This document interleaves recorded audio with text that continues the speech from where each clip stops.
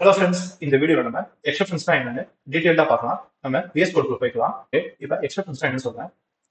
எக்ஸப்ஷன்ஸ்னா வந்துட்டு எரர்னு சொல்லுவாங்க. ஓகே, நம்ம கிட்ட வந்துட்டு ஜாவால வந்துட்டு 3 டைப்ஸ் ஆஃப் எக்ஸப்ஷன்ஸ் இருக்கு, அதாவது எரர்ஸ் இருக்கு. என்னென்னா வந்துட்டு compile time error, run time error, sorry space இல்லை, லாஸ்டா வந்துட்டு லாஜிக்கல் எரர்.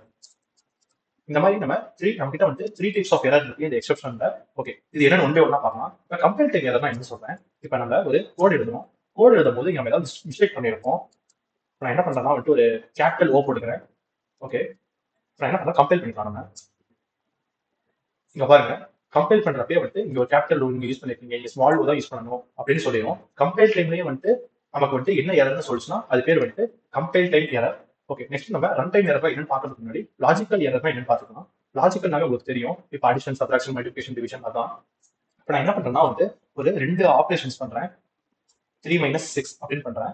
இப்போ நான் கம்பைல் பண்றேன், ரன் பண்றேன்.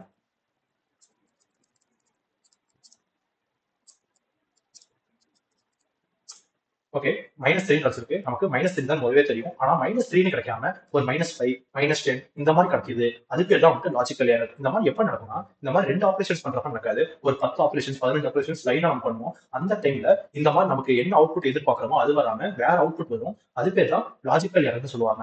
நெக்ஸ்ட் நம்ம ரன் டைம் எரர்னா என்ன பார்க்கலாம். ரன் டைம் எரர்னா என்ன சொல்றேன். இப்போ நார்மலா கம்பைல் ஆயிரும். இப்போ இந்த கோட் நார்மலா கம்பைல் ஆயிரும். ஆனா ரன் பண்றப்ப எனக்கு வந்து எரர் வரும். ஃபார் எக்ஸாம்பிள் வந்து இப்ப ஒரு ஃபைல் இருக்கு. நம்மளோட ஜாவா ஃபோல்டர்ல வந்து ஒரு ஃபைல் இருக்கு. அந்த ஃபைல் வந்து யூஸ் பண்ணியிருப்போம்.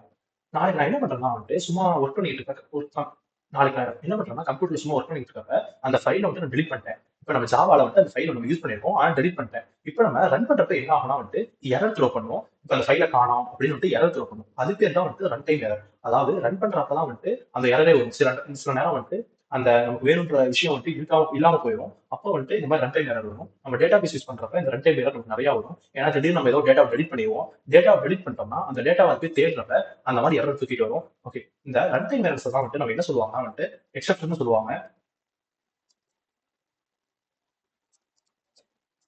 இதைத்தான் வந்துட்டு நம்ம வந்துட்டு ஹேண்டில் பண்ணணும்.